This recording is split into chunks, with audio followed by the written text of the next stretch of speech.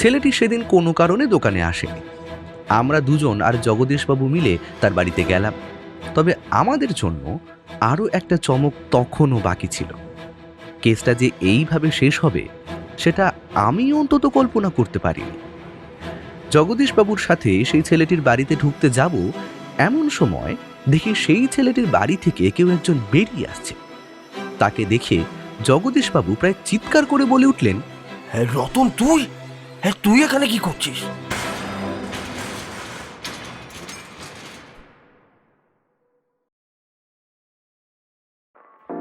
তোমরা শুনছো Saturday stories. Saturday stories মানে তোমার, আমার, আমাদের সকলের মনের আড্ডাঘর।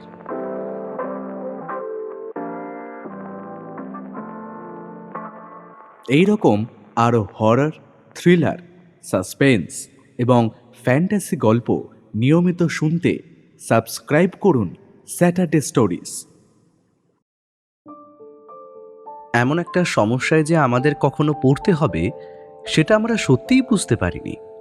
আর সত্যি বলতে, রুদ্রজিতের সাথে এত বছর ধরে যে কটা কেসে ওর পাশে থেকে ওকে সাহায্য করার কিংবা তদন্ত করার সুযোগ পেয়েছি, সেই সব কিছু বাদ দিলেও এই কেসটা কিন্তু একদম অন্য রকমের।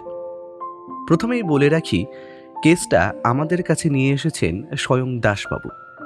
দাসবাবুর একজন পরিচিত মানুষ।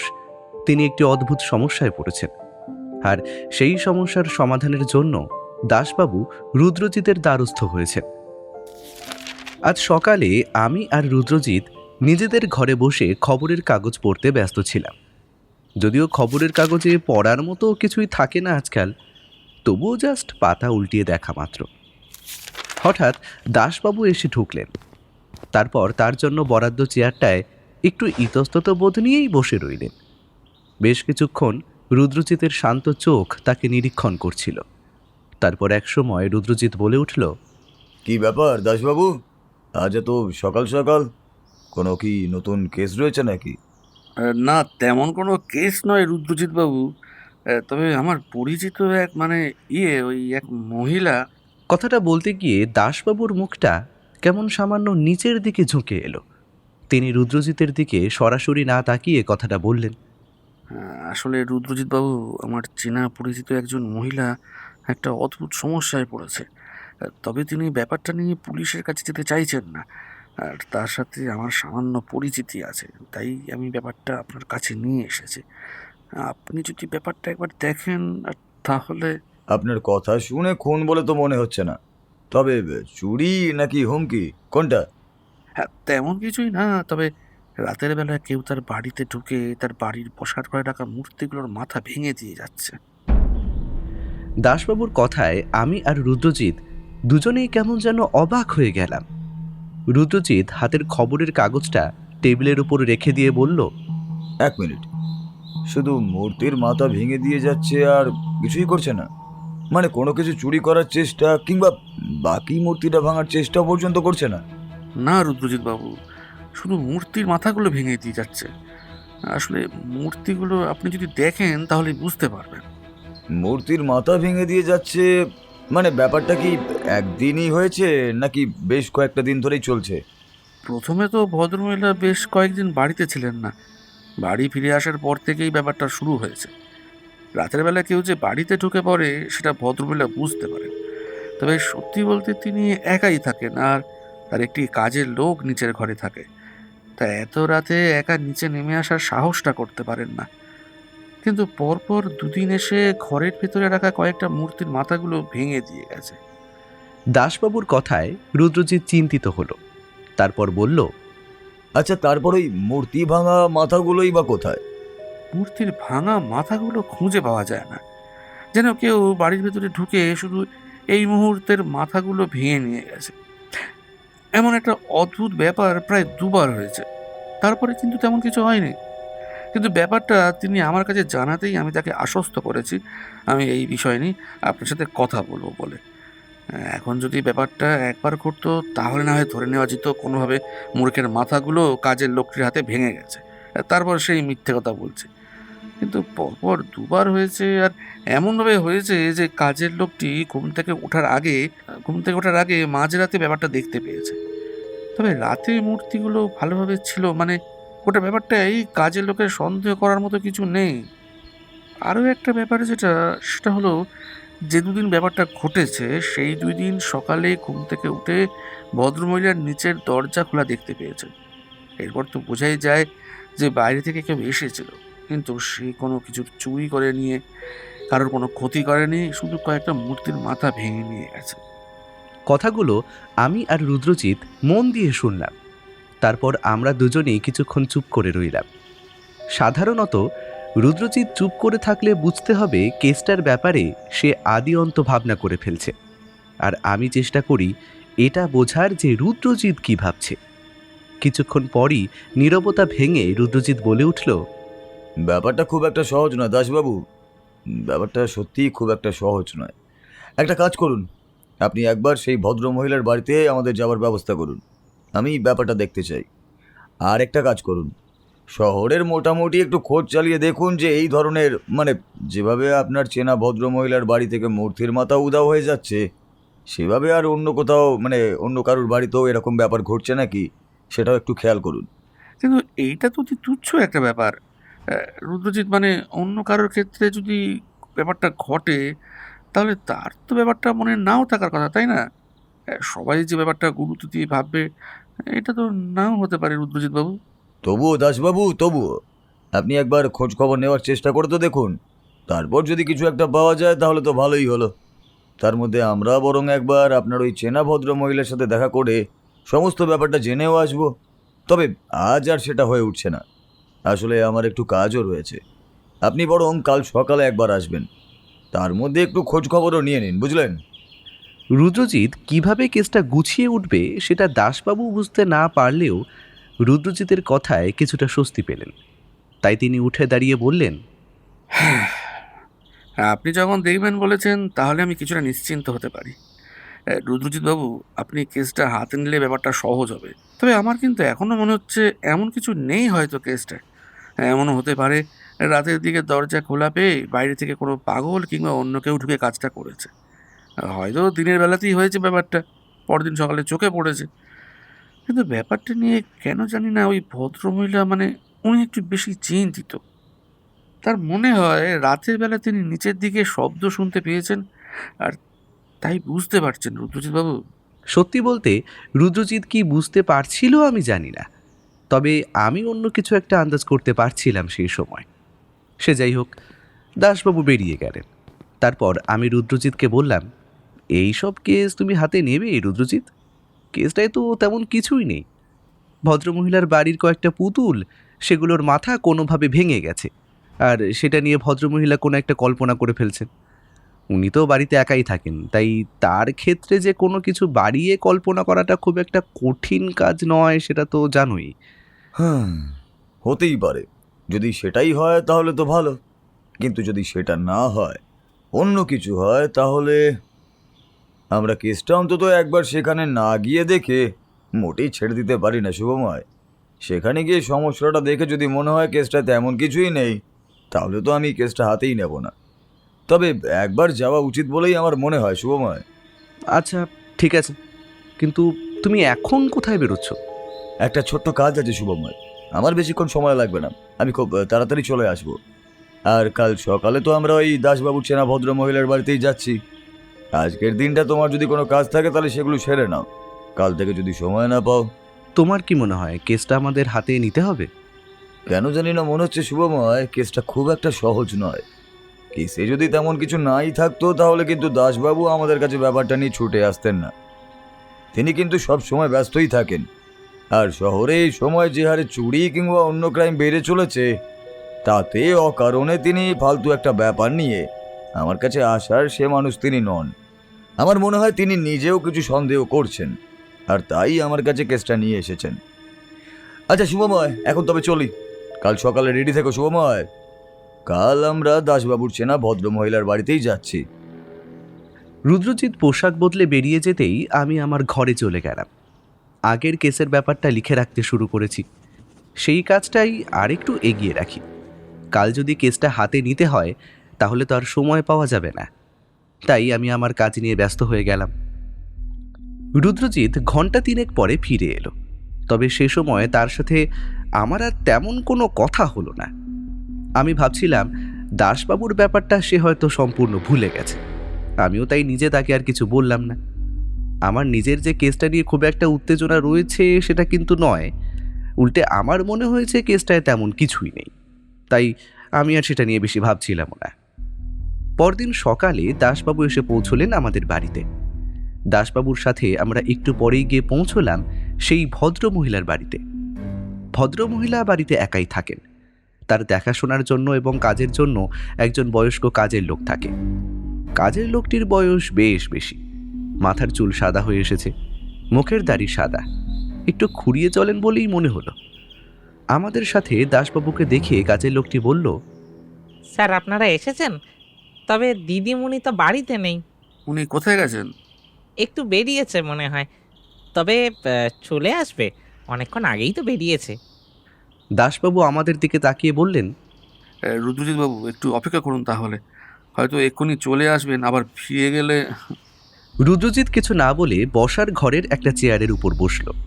তার দেখা দেখি আমিও বসলাম, দাসবাবুও বসলেন। কাজের লোকটা একটু পরেই আমাদের জন্য চা দিয়ে গেল। আমার কেমন যেন মনে হলো দাসবাবু এই বাড়িতে মাঝে মাঝেই আসেন। রুদ্রজিৎ চেয়ারে বসে এদিকে ওদিকে তাকাতে লাগলো। আমি তার দৃষ্টি অনুসরণ করে দেখার চেষ্টা করলাম বসার জায়গাটার আশেপাশে।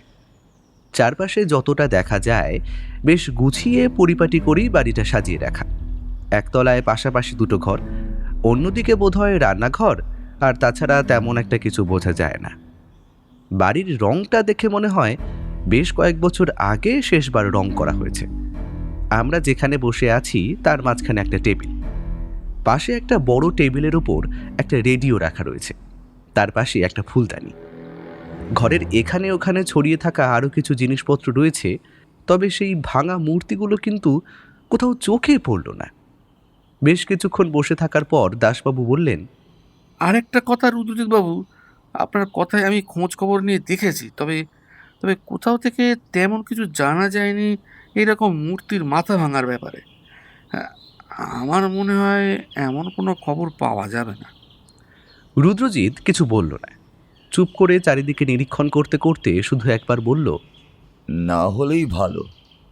রুদ্রজিৎকে আজকাল দেখেছি কেসের ব্যাপারে যখন কিছু চিন্তা করে বা ভাবে তখন কথা বড্ড কম বলে, প্রয়োজন ছাড়া একটা কথাও সে বলে না। আর আজ আরও একবার সেটাই লক্ষ্য করছিলাম। কিন্তু এই কেসটা নিয়ে রুদ্রজিৎ এত ভাবছে কেন সেটাই বুঝতে পারছিলাম না। দাসবাবুর চেনা সেই ভদ্রমহিলা মানে মীনাক্ষী দেবী ফিরে এলেন প্রায় মিনিট 40 পরে।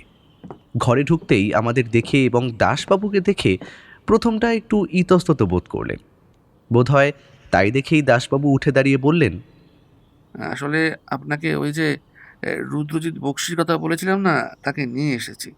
হ্যাঁ, ভদ্রলোককে আপনার কেসটার ব্যাপারে বলেছি। কথাটা শুনে মীনাক্ষী দেবীর মুখে সামান্য হাসি ফুটল। তিনি এগিয়ে এসে আমাদের সামনের চেয়ারে বসে আমাদের দুজনের দিকে তাকালেন। তারপর বোধহয় নিশ্চিত হতে পারলেন রুদ্রজিতের দিকে তাকিয়ে যে সেই রুদ্রজিৎ। আপনি রুদ্রজিৎ বক্সী, তাই না?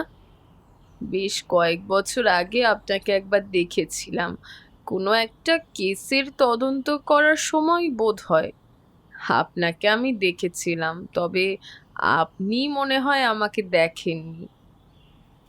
এখন এমন একটা অদ্ভুত ব্যাপার আমার সাথে হয়ে চলেছে, সেটা নিয়ে দাসবাবুর সাথে আমি কথা বলেছি। দাসবাবু আপনার কথা আমাকে বলায় আমি তাকে বলেছিলাম যে আপনাকে নিয়ে আসতে, তা বেশ ভালোই হয়েছে। আপনি যখন এসেই পড়েছেন, তাহলে আপনাকে সবটা খুলে বলে আমি নিশ্চিন্ত হতে পারবো। তারপরে ভদ্রমহিলা আমাদের বসতে বলে ঘরের ভেতরে চলে গেলেন। বেশ কিছুক্ষণ পর ঘর থেকে যখন বেরিয়ে এলেন তখন তার হাতে দুটো অদ্ভুত মূর্তি। মূর্তি দুটো দেখে মনে হলো মাটির তৈরি। মাটির তৈরি যে ধরনের মূর্তি ঘরে দেখা যায় তেমনই। মূর্তিগুলো বেশ বড়, তবে সবচেয়ে অদ্ভুত ব্যাপারটা হলো মূর্তির মাথাটা ঘাড়ের কাছ থেকে কেউ যেন ভেঙে নিয়ে গেছে। মূর্তি দুটো আমাদের সামনে টেবিলের উপরে রেখে ভদ্রমহিলা বললেন, এই মুহূর্তে দুটো, রুদ্রজিৎ বাবু। পরপর 2 দিন, না না, মনে হয় 2 দিন নয়, মাঝে হয়তো একদিন বন্ধ ছিল, তারপর দিন ব্যাপারটা ঘটে। রুদ্রজিৎ একটা মূর্তি হাতে তুলে নিয়ে চুপ করে দেখছিল। এবার মীনাক্ষী দেবীর দিকে তাকিয়ে প্রশ্ন করল, কি হয়েছিল? প্রথম দিন রাত্রে ব্যাপারটা তেমন কিছু বুঝতে পারিনি। আসলে হরি কাকার শরীর কয়েকদিন যাবৎ ভালো যাচ্ছে না, তাই জন্যই কাকা তাড়াতাড়ি ঘুমিয়ে পড়ে রাতে। আমাকে একটু রাত পর্যন্ত জেগে থাকতে হয়। তেমন কিছুই করি না, তবে ওই বইপত্র নিয়ে ঘরে বসে বা টেবিলে পড়াশোনা করে থাকি। তবে সেসব এখন কোনো কাজেই আর লাগে না। বাবা জীবিত থাকতে আমার বিয়ের জন্য অনেক চেষ্টা করেছিলেন, কিন্তু আমার ভাগ্য হয়তো রুদ্রজিৎ বাবু, তাই আর হয়তো সেটা হয়ে ওঠেনি। বাবার রেখে যাওয়া টাকা জমানো রয়েছে, তাতেই আমার কোনোভাবে চলে যায়, মানে ওই আমাদের দুজনের চলে যায়। সেদিন রাতে নিজের ঘরে বসেই বই পড়ছিলাম, দরজা ভেতর থেকে বন্ধই ছিল। একবার মনে হলো খট করে একটা শব্দ পেলাম, তারপরে ভাবলাম হয়তো অন্য কোথাও রাতের বেলা শব্দ হয়েছে, তাই ব্যাপারটা সেইভাবে আর গুরুত্ব দিইনি। তবে বেশ কিছুক্ষণ পরে একটা শব্দ শুনতে পেলাম, যেন কোনো কিছু ভাঙার বা টুকরো করার মতো শব্দ। তখন দরজা খুলে বাইরে বেরিয়ে এসে দেখি বাইরের দরজাটা খোলা। আমি ভাবলাম হয়তো হরি কোনো কারণে বাইরে গেছে, তাই তখন আর ততটা গুরুত্ব দিইনি, ভেতরেই চলে এসেছিলাম। তবে বাইরের দরজাটা খোলাই থাকে আর আমার ঘরের দরজাটা খোলা থাকে। বেশ অনেকক্ষণ ধরে কোনো সাড়া শব্দ না পেয়ে তখন আবার বাইরে এসে দেখি তখনও দরজা খোলা। তখন দেখি হরি কাকার দরজা বন্ধ। তারপর দরজা বন্ধ করে দিয়ে আবার নিজের ঘরে চলে আসি। ওই টেবিলের ওপর রাখা এই মূর্তিটার মাথার দিকটা দেখে আমার মনে হয় কেউ যেন শক্ত হাতে মূর্তিটা চেপে ধরে মাথাটা ভেঙে নিয়ে চলে গেছে। তবে মূর্তিটা কিন্তু টেবিলের ওপরে রাখা ছিল না, টেবিলের ওপরে পড়েছিল, আর একটু হলেই সেটা নিচে পড়ে ভেঙে যেত। সেদিন ব্যাপারটা অদ্ভুত লাগে। আমার মনে হয় কোনোভাবে হয়তো হরি কাকার হাতেই ওই মূর্তিটা ভেঙে গেছে। সে কথাটা আমি তাকে জিজ্ঞাসা করি, কিন্তু কাকা যেন ব্যাপারটা জানতোই না এমনভাবে আমাকে উত্তর দেয়। ব্যাপারটা অনেক অদ্ভুত লাগে। আসলে আমাকে কখনো মিথ্যে কথা বলেন না। আমার ছোটবেলা থেকেই হরি কাকা এখানে আছে। একটা মাটির মূর্তি যদি ভেঙে গিয়ে থাকে সেটা বলতে তিনি দ্বিধাবোধ করেন না। সেখানেই কিন্তু আমার খটকাটা প্রথম লাগে। আর দ্বিতীয় দিন? দ্বিতীয় যেদিন ব্যাপারটা হয় সেদিন আমি বোধহয় তাড়াতাড়ি একটু ঘুমিয়ে পড়েছিলাম। কোনো কারণে সেদিন দরজা খোলার আওয়াজটা আমার কানে আসেনি, আর কোনো কিছুই বুঝতে পারিনি। পরদিন সকালে সেদিন আমি তাড়াতাড়ি উঠেছিলাম, আর বাইরে বেরোতেই দেখি দরজাটা খোলা। দরজাটা খোলা নয়, যেন কেউ দরজাটা বাইরে থেকে ভেজিয়ে দিয়ে চলে গেছে। আর তখনই আমার কেমন যেন ওই মূর্তির কথাটা মনে পড়ে। আর তখনই দেখতে পাই এই দ্বিতীয় মূর্তিটাও মাথার কাছ থেকে ভাঙা। তবে আরো একটু ভালো করে লক্ষ্য করলে বোঝা যাবে প্রথম মূর্তিটার কাঁধ পর্যন্ত ভাঙা। ব্যাপারটা বড় অদ্ভুত লাগে রুদ্রজিৎ বাবু। আর সব থেকে বড় যেটা আমার খটকার জায়গা ছিল সেটা হলো দুটো মূর্তি কিন্তু একই মূর্তি। ব্যাপারটা আমার আগেই চোখে পড়েছিল, তাই আমি রুদ্রজিতের দিকে তাকিয়ে দেখলাম সে খুব মন দিয়ে দুটো মূর্তি হাতে তুলে নিয়ে দেখছে।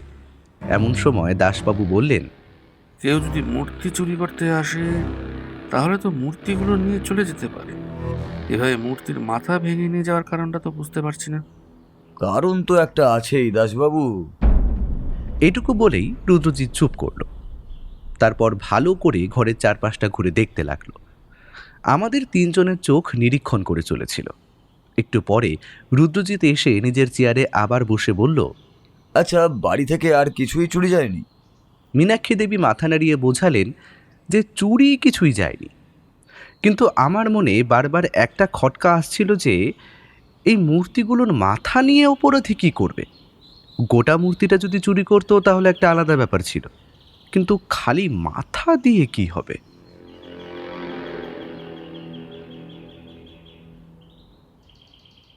মীনাক্ষী দেবীর বাড়ি থেকে বেশি কিছু জানা গেল না, তবে ব্যাপারটায় ভদ্রমহিলা যে বেশ খানিকটা ভয় পেয়েছেন সেটা বোঝা যাচ্ছিল।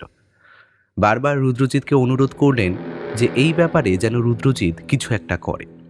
অবশ্য তার এটাও মনে হয়েছে তার বাড়িতে আর ওই রাতের আগন্তুক আসবে না, কারণ তার বাড়ির দুটো মূর্তির মাথায় সে চুরি করে নিয়ে গেছে। কিন্তু তার কারণটা কি? এমন একটা অদ্ভুত ব্যাপার, কারণ জানতে না পারলে যে মনে মনে একটা সন্দেহ থেকেই যাবে। দাসবাবুও খোঁজ চালিয়ে যেতে লাগলেন যে এরকম মূর্তি আর কোথাও রয়েছে নাকি, আর সেই মূর্তির মাথা চুরি গেছে নাকি। এরপর প্রায় মাসখানেক কেটে গেল, তবে তেমন কিছুই ঘটল না। এর মধ্যে রুদ্রজিৎ অন্য একটা কেসেও জড়িয়ে পড়েছিল। আসলে একটা খুনের কেসে রুদ্রজিৎকে জড়িয়ে পড়তে হয়েছিল। সে ব্যাপারটা নিয়ে রুদ্রজিতের তদন্ত ভালোই চলতে লাগলো। আমিও মাঝে মাঝে তার সাথে যাচ্ছিলাম, তবে খুনিকে কিছুতেই ধরা যাচ্ছিল না। এই কেসের ব্যাপারে বিস্তারিতভাবে পরে জানাবো, কারণ তার আগে মীনাক্ষী দেবীর অদ্ভুতভাবে মূর্তির মাথা চুরির ব্যাপারটা জানাতে হবে আগে। মাঝখানে পরে হঠাৎ করে একদিন দাসবাবু আমাদের বাড়িতে আবার এলেন। ভদ্রলোককে বেশ উত্তেজিত বলেই মনে হলো। তিনি ঘরে ঢুকে চেয়ারে বসতে বসতে বললেন, রুদ্রজিৎ বাবু, আপনার কথা মতো আমি খোঁজ খবর চালিয়ে যাচ্ছিলাম। বেশ দুদিন আগে একটা খবর পাওয়া গেছে যেখানে একজনের বাড়িতে ঠিক এমনই একটা মূর্তি ছিল। তবে রাতের বেলা কেউ তার বাড়িতে ঢুকে সেই মূর্তি তার প্রায় অর্ধেকটা ভেঙে নিয়ে গেছে।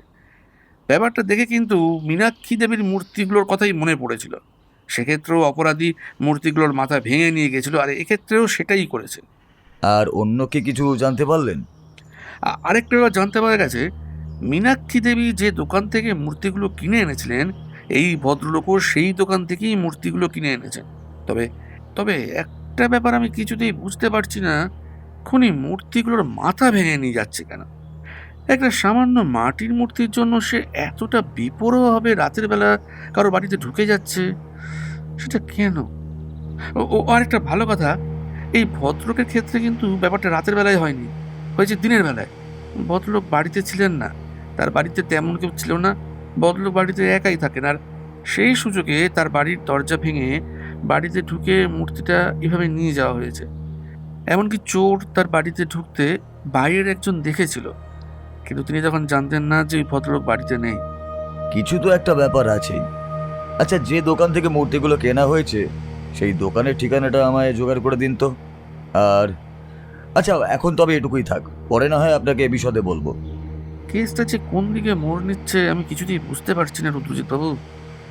প্রথমত ভেবেছিলাম খালি মীনাক্ষী দেবীর সাথে এমনটা হচ্ছে, তবে আপনার কথায় খোঁজ খবর রাখতে রাখতে এই ব্যাপারটা জেনে আমারও কেমন সন্দেহ হচ্ছে। কেসটা খুব একটা সহজ নয়। আরও একটা ব্যাপারে খোঁজ নেওয়া দরকার মনে হয় রুদ্রজিৎ। শহরে আর কার কাছে সেই মূর্তিগুলো আছে, মানে ওই একই ধরনের মূর্তি? তাদের বাড়িতেও যদি এরকম আক্রমণ হয় সেক্ষেত্রে আমরা আগে থেকে ব্যাপারটা খোঁজখবর নিয়ে পুলিশি পাহারা বসাতে পারলে আমার মনে হয় অপরাধীকে ধরতে পারবো। আসল জায়গা থেকে সরে যাচ্ছ শুভময়। রুদ্রজিতের কথাটা আমি কিছুই বুঝতে পারলাম না, তবে রুদ্রজিৎ কথাটা একবার বলেই আবার মুখ বন্ধ করে দিয়েছে। চোখ বন্ধ করে চেয়ারে হেলান দিয়ে কি যেন একটা ভাবছে। এ সময় রুদ্রজিৎ কিছুই বলবে না আমি জানি।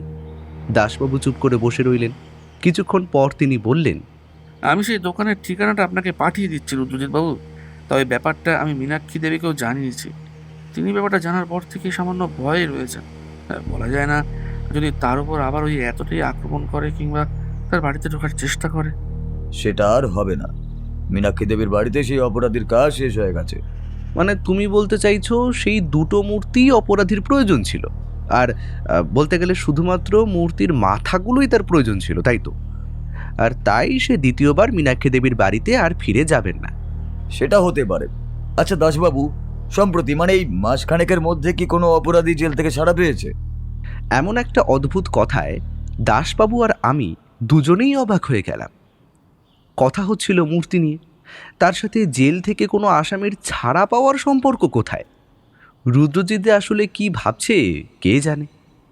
রুদ্রজিতের সব কিছু খুলে না বলার অভ্যেসটা মাঝে মাঝে আমাদের ধাঁধায় ফেলে দেয়। রুদ্রজিৎ কিন্তু আর মুখ খুলল না। দাসবাবু উঠে দাঁড়িয়ে বেরিয়ে যাওয়ার আগে রুদ্রজিৎ একবার শুধু বলল, জেল থেকে যদি কোনো অপরাধী ছাড়া পাওয়ার খবর জানতে পারেন, ধরুন এই মাস দুয়ে কিংবা মাসখানেকের মধ্যে, তাহলে তার অপরাধটা একবার ভালো করে জানার চেষ্টা করবেন, কেমন? কথাটা বলে নিজের টেবিলের দিকে এগিয়ে গেল। আমি বুঝতে পারলাম আজকের মতো কথাবার্তা এখানেই শেষ হলো। এরপর রুদ্রজিৎ মুখ বন্ধ করেই থাকবে, গভীরভাবে কেস নিয়ে ভাবতে থাকবে। কিন্তু কেসটা নিয়ে অনেক ভেবেও আমি কিন্তু কিছুই বার করতে পারছিলাম না। একবার মনে হলো রুদ্রজিৎকে তাহলে এই কেসটার সাথে জেল থেকে বেরিয়ে আসার কোনো অপরাধীর সম্পর্ক খুঁজে পাচ্ছে। আর যদি সেটাই হয় তাহলে মূর্তিগুলোর সাথে তার কি সম্পর্ক? এমন কি আছে সেই মূর্তিগুলোতে? দোকানটা বেশ পুরনো। এই দোকানে শুধু মাটির পাথর আর এসবের মূর্তিগুলোই বিক্রি হয়। আর শুধু বিক্রি হয় না, খোঁজ খবর করে জানা গেল এরা নিজেরা মূর্তি তৈরি করে। রুদ্রজিৎ আর আমি যখন দোকানের আসল মালিকের সাথে কথাবার্তা বলছি, দোকানের বাইরে থেকে দাঁড়িয়ে তখন রুদ্রজিৎ বলল, প্রায় হাতখানিক লম্বা হবে মূর্তিগুলো। মূর্তিগুলো অনেকটা ওই জলপরীর মতন। আচ্ছা, আপনার কাছে কি এমন কোনো মূর্তি আছে? ভদ্রলোকের নাম জগদীশ পাল।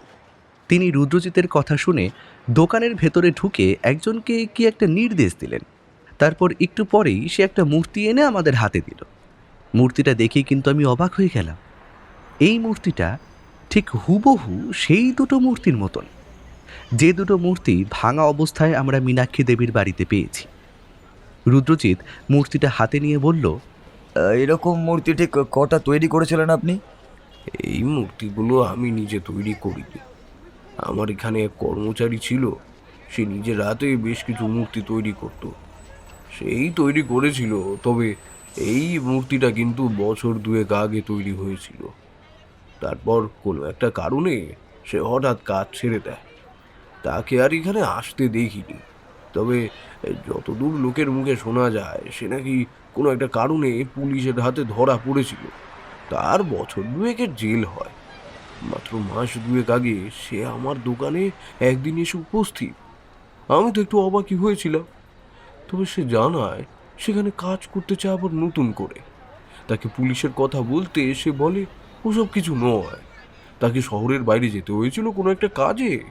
সে সম্প্রতি ফিরে এসেছে, তাই আবার আমার কাছে কাজ করতে চায়। কিন্তু কাজ করতে ঢুকেই সে অদ্ভুত আচরণ করতে শুরু করে। কি যেন খুঁজতো মাঝে মাঝে দোকানের ভেতরে। আমি তাকে জিজ্ঞাসা করলে তেমন কিছু বলতো না। এখন যে কাজের লোক আমার কাজ করে, তার কাছেও শুনেছি সে দোকানের মধ্যে কিছু খুঁজতো। তবে কি খুঁজতো সেটা নিজে কখনোই বলেনি। যেমন অদ্ভুতভাবে সে ফিরে এসেছিল, তেমনই অদ্ভুতভাবেই কিছুদিন পরে সে আবার নিখোঁজ হয়ে যায়।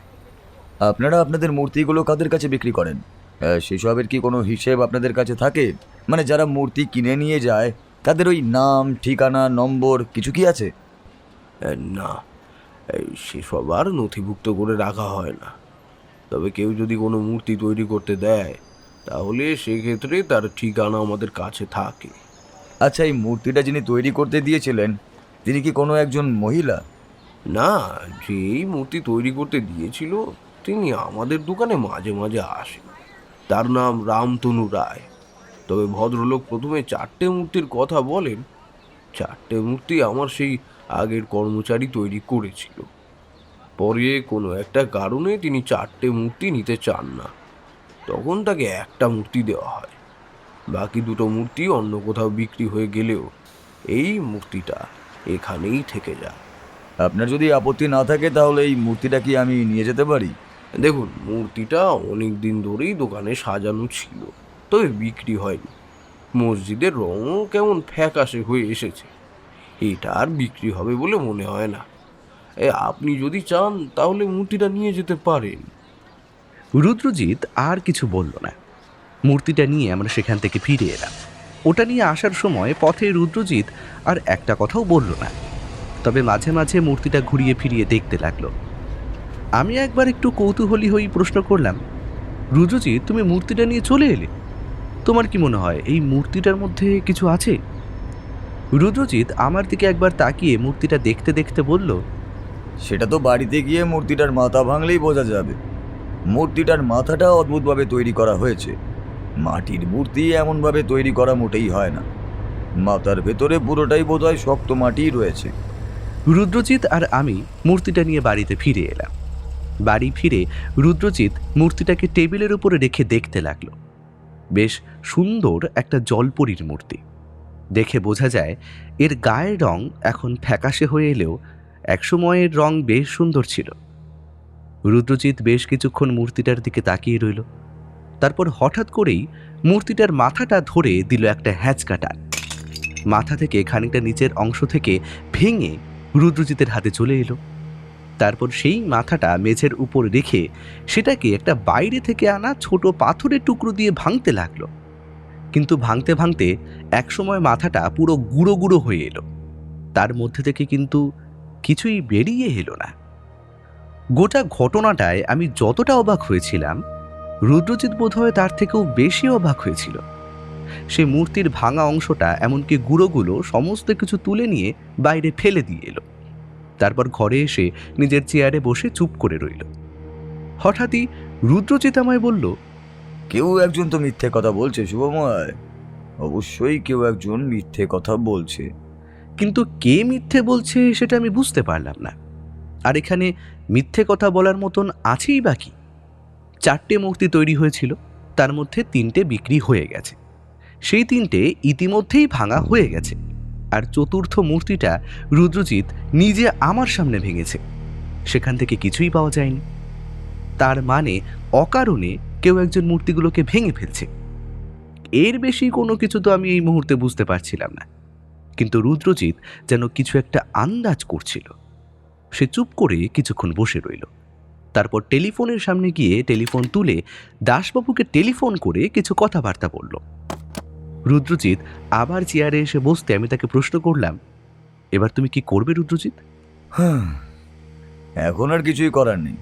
এই কেসটা থেকে হাত পা ঝেড়ে নিয়ে যে খুনের কেসটা হাতে এসেছে সেটাই দেখতে হবে।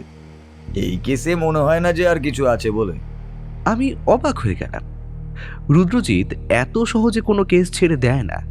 তারপর যখন তার একটা অনুমান হয়েছে আর সেই অনুমানটা মিথ্যে হয়েছে, তাহলেও সে এত সহজে কেসটা ছেড়ে দেবে বলে আমার মনে হলো না। কিন্তু রুদ্রজিৎ যখন ভেবে নিয়েছে যে কিছু বলবে না এই বিষয়ে, তার মুখ থেকে কথা বার করার কোনো সাধ্য আমার নেই। রুদ্রজিৎ বেশ কয়েকদিন সেই খুনের কেসটা দিয়ে ব্যস্ত রইল। মাঝে মাঝে দাসবাবুর সাথে তাকে বেরিয়ে যেতেও হচ্ছিল। তবে সেই কেসের ব্যাপারে খুব একটা বেশি কিছু আমি জানতে পারছিলাম না। মাঝে মাঝে রুদ্রজিৎ আমায় বলছিল কেসটা এখনও নাকি ঠিকমতো ধরতে পারেনি সে, তাই এইসব নিয়ে সে আলোচনা করছে না। এভাবে দেখতে দেখতে সপ্তাহখানেকের মধ্যে সবকিছুই কেমন যেন চাপা পড়ে গেল। দাসবাবুর সাথে সেই মীনাক্ষী দেবীর মূর্তির ব্যাপারে কথাবার্তাও তেমন হলো না। এর সপ্তাহখানেক পরের কথা। রুদ্রজিতের সাথে একদিন গিয়ে পৌঁছলাম সেই দোকানে, যেখানে রুদ্রজিতের সাথে আগে গিয়েছিলাম সেই মূর্তির ব্যাপারে কথা বলতে। দোকানদার জগদীশবাবু আমাদেরকে দেখে একটু অবাক হলেন। রুদ্রজিৎ এগিয়ে গিয়ে জগদীশবাবুকে একপাশে ডেকে নিয়ে বললেন, একটা কথা বলুন তো জগদীশ বাবু, আপনার কি ঠিক মনে আছে সেই কর্মচারী 4টেই মূর্তি বানিয়েছিল? যতদূর মনে হয় সে 4টে মূর্তি বানিয়েছিল। হ্যাঁ হ্যাঁ, কিন্তু কেন বলুন তো রুদ্রজিৎ বাবু? আপনার একটা বেশ দামি সোনার চেন যে চুরি হয়েছিল সেটা কি মনে আছে? এই কথাটা শুনে জগদীশবাবু রুদ্রজিতের দিকে কিছুক্ষণ হতভম্বের মতো তাকিয়ে রইল। তারপরে বলল, হ্যাঁ, এই কথাটা আপনি ঠিক কি করে জানলেন বলুন তো? মানে আপনার সেই কর্মচারীর নিখোঁজ হওয়ার সপ্তাহখানেক আগে আপনার সেই চেন চুরি হয়েছিল, কি তাই তো? জগদীশবাবু অনেকক্ষণ ধরে ভাবলেন। তারপর বাড়ির ভেতরে ঢুকলেন। বোধহয় তার দোকানের পেছনে তার বাড়ি রয়েছে। আমাদেরকেও ডেকে নিয়ে গেলেন। তারপর একটা বসার জায়গায় আমরা 3 জন বসলাম। জগদীশবাবুর স্ত্রী ঘরের ভেতর থেকে বেরিয়ে এলেন। জগদীশবাবু তার উদ্দেশ্যে বললেন, আচ্ছা লক্ষ্মী, তোমার মনে আছে রতন কাজ ছেড়ে দেওয়ার কতদিন আগে সেই তোমার সোনার চেইনটা চুরি হয়েছিল? জগদীশবাবুর স্ত্রী বেশ কিছুক্ষণ ভাবলেন। তারপর আস্তে আস্তে আমাদের জানালেন, যতদূর মনে পড়ছে সপ্তাহখানেক আগেই হবে। আর সেই কথাটা শুনে রুদ্রজিতের মুখে কেমন যেন একটা হাসি ফুটল। রুদ্রজিৎ একটু উৎফুল্ল স্বরেই বলল, আপনার সেই চেনটা আমি খুঁজে বার করে দিতে পারবো। তবে জগদীশ বাবু, আমার মনে হয় আপনার সেই কর্মচারী 4টে নয় 5টা মূর্তি তৈরি করেছিল। সেই মূর্তিটা কোথাও একটা আছে, আপনার দোকানেই কোথাও একটা আছে। একটু ভালো করে খুঁজে দেখুন তো। রুদ্রজিৎ যে আসলে কি ভাবছে আমি তো তার কিছুই বুঝতে পারছিলাম না। তবে মূর্তিটা যখন সে এত মন দিয়ে খোঁজার চেষ্টা করছে, তার মানে সেই মূর্তিটার মধ্যে নিশ্চয়ই তেমন কিছু রয়েছে। আর তাছাড়া এই সোনার চেনের ব্যাপারটা তো নতুন। আমি ভেবেছিলাম রুদ্রজিৎ হয়তো ব্যাপারটা ভুলেই গেছে, কিন্তু না, সে বোধহয় খোঁজ খবর নিচ্ছিল এই ব্যাপারে। পরদিন সকালে জগদীশবাবুর কাছ থেকে একটা খবর পাওয়া গেল। আসলে জগদীশবাবুর দোকানের নতুন যে ছেলেটি কাজ করে সেই ওই মূর্তিটা নিয়ে গেছে। আসলে মূর্তিগুলো বেশ পুরনো, আর মূর্তিগুলো বিক্রির জন্য উপযুক্ত ছিল না বলে জগদীশবাবু নিজেই মূর্তিগুলো সরিয়ে রেখেছিলেন। আর সেখান থেকে ওই ছেলেটি একটা মূর্তি নিয়ে গেছে। তবে সেই ব্যাপারটা ওনার কাছে কর্মরত ছেলেটি জগদীশবাবুকে বলেছিল, কিন্তু তিনি ভুলে গিয়েছেন। রুদ্রজিৎ জগদীশবাবুকে জানিয়ে দিল সেই ছেলেটির কাছ থেকে মূর্তিটা নিয়ে আসতে, না হলে ছেলেটির বিপদ হতে পারে। ছেলেটি সেদিন কোনো কারণে দোকানে আসেনি। আমরা দুজন আর জগদীশবাবু মিলে তার বাড়িতে গেলাম। তবে আমাদের জন্য আরও একটা চমক তখনও বাকি ছিল। কেসটা যে এইভাবে শেষ হবে সেটা আমি অন্তত কল্পনা করতে পারিনি। জগদীশবাবুর সাথে সেই ছেলেটির বাড়িতে ঢুকতে যাব, এমন সময় দেখি সেই ছেলেটির বাড়ি থেকে কেউ একজন বেরিয়ে আসছে। তাকে দেখে জগদীশবাবু প্রায় চিৎকার করে বলে উঠলেন, হ্যাঁ রতন, তুই? হ্যাঁ, তুই এখানে কি করছিস? লোকটি প্রথমে আমাদেরকে দেখতে পায়নি, তারপর হট করে আমাদেরকে দেখতে পেয়ে দৌড়ে একদিকে পালানোর চেষ্টা করল। সে হয়তো রুদ্রজিৎকে দেখেই, কিন্তু ততক্ষণে রুদ্রজিতের হাতে পিস্তল উঠে এসেছে। রুদ্রজিৎ কড়া গলায় বলল, একদম না, একদম পালাবার চেষ্টা করবে না। শুভময়, তুমি তাড়াতাড়ি ঘরের ভেতরে যাও। আমার মনে হয় ঘরে কিছু একটা ঘটেছে। রুদ্রজিতের কথায় আমি ঘরের ভেতর ঢুকতেই দেখতে পেলাম মেঝের ওপর একজন উপুর হয়ে পড়ে আছে। তার মাথার পাশ থেকে বোধহয় রক্ত বেরিয়ে আসছে। মাথায় কিছু একটা দিয়ে আঘাত করা হয়েছে, আর তার ঠিক পাশেই একটা মূর্তি ভাঙা, আর মূর্তির মাথাটা নেই। রুদ্রজিৎ ততক্ষণে বাইরের লোকটিকে ধরে ফেলেছে। তার কাছ থেকে মূর্তির মাথার অংশটাও পাওয়া গেল। ব্যাপারটা ক্রমে এমন দাঁড়ালো যে সেই আহত লোকটিকে আমরা প্রথমে নিয়ে গেলাম কাছেরই একটা ডাক্তারখানায়। তার সামান্য সেবা শুশ্রূষা করার পরে কাছেই টেলিফোন বুথ থেকে দাসবাবুকে টেলিফোন করে সমস্ত ব্যাপারটা জানানো হলো। তিনি চলে আসার আগে পর্যন্ত লোকটাকে সেই ঘরের মধ্যে আটকে রাখা হলো। জগদীশবাবুর দোকানের সেই কাজের ছেলেটিকে হাসপাতালে চিকিৎসার জন্য পাঠিয়ে দেওয়া হলো, যাতে সে তাড়াতাড়ি সুস্থ হয়ে উঠতে পারে। তার মাথায় বেশ আঘাত লেগেছিল। আর রতন নামের লোকটিকে দাসবাবুর সাথে পাঠিয়ে দেওয়া হলো থানায়। তার কাছ থেকে উদ্ধার হওয়া সেই পুতুলের ভাঙা মাথাটার মধ্যে থেকে বেরিয়ে এলো একটা সোনার চেন। জগদীশবাবু যেমন অবাক হয়েছিলেন তেমন খুশিও হয়েছিলেন। তিনি আমাদের জোর করে তার বাড়ি পর্যন্তও নিয়ে গেলেন। তার স্ত্রীও এ ব্যাপারে বেশ খুশি হয়েছিলেন। তবে তিনি তার বাড়িতে একদিনকে আমাদের আমন্ত্রণও জানালেন, কারণ রুদ্রজিৎ তাড়াতাড়ি বাড়ি ফিরে যেতে চাইছিল। রুদ্রজিৎ বাবু, এই চেনটার কথা আমরা প্রায় ভুলেই গেছিলাম। তবে রতনকে আমরা সন্দেহ করতে পারিনি, কারণ যেদিন এই চেনটা হারায় তখন আমি তাকে বেশ চোখে চোখে রাখতাম। রতন এখান থেকে না বলে চলে গেলেও সে যে চেনটা নিয়ে কোথাও যেতে পারেনি এটা আমি নিশ্চিত ছিলাম। তাই আমি তাকে নিয়ে আর বেশি কিছু ভাবিনি, আর আমি তাকে পরীক্ষাও করেছিলাম বলতে পারেন। সে হয়তো জানতো আপনারা তাকে পরীক্ষা করবেন, তাই সে চেনটা এমন কোথাও লুকিয়ে রেখেছিল যেখান থেকে সে ছাড়া অন্য কেউই সেই চেনটাকে আর খুঁজে পাবে না। এখন মনে পড়ছে রুদ্রজিৎ বাবু, এই রতন ফিরে এসে ওই মূর্তিগুলোর কথা একবার জিজ্ঞাসা করেছিল। আমি তেমন কিছু না ভেবেই বলেছিলাম সবকটা বিক্রি হয়ে গেছে। এখন মনে পড়ছে রুদ্রজিৎ বাবু, সেটাও জানতে চেয়েছিল ওই মূর্তিগুলি আমি কাকে বিক্রি করেছি এবং কোথায় বিক্রি করেছি। বোধহয় খাতা থেকে ওই মূর্তিগুলি কাদের কাছে বিক্রি হয়েছে তা খোঁজারও চেষ্টা করেছিল, কিন্তু আর তারপরে আমি জানি না। আপনার হারিয়ে যাওয়া জিনিস আপনি পেয়ে গেছেন, বেশ, এটাই ভালো হলো বোধহয়। তবে রতনকে কিন্তু আরও একবার জেল খাটতে হবে। সে দুটো বাড়িতে ঢুকে মূর্তি ভেঙেছে, তাছাড়া এই ছেলেটিকে মাথায় আঘাত করে খুনের চেষ্টাও করেছে। তারপরে আপনার চেন চুরি করারও তো চেষ্টা করেছে। এত সহজে সে কিন্তু মুক্তি পাবে না। সে আপনি যা ভালো বুঝবেন রুদ্রজিৎ বাবু, তবে আপনি আমার যা উপকার করলেন, একদিন আমার বাড়িতে আসতে হবে, কিন্তু আপনাকে আমি কিছু উপহার দিতে চাই।